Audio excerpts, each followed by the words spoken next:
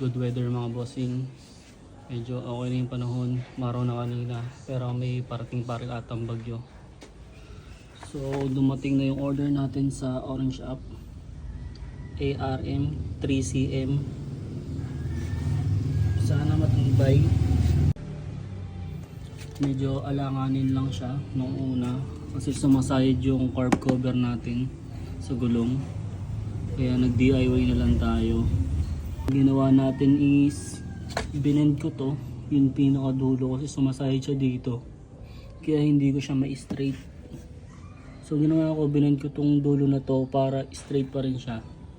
And then naglagay tayo ng over dun sa gilid, DIY lang. Magkabila yan mga bossing. Yan. Ito ngayon yung distance niya or yung gap niya.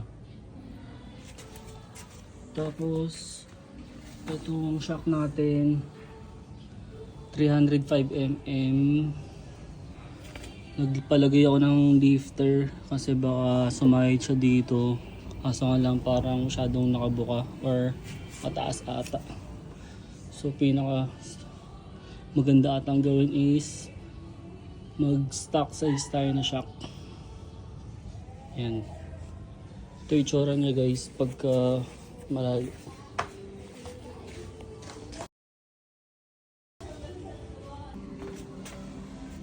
Okay naman siya tignan. Mahal kasi nung ARM na cover, yung pati dito sa gilid meron. Kaya DIY na lang muna tayo.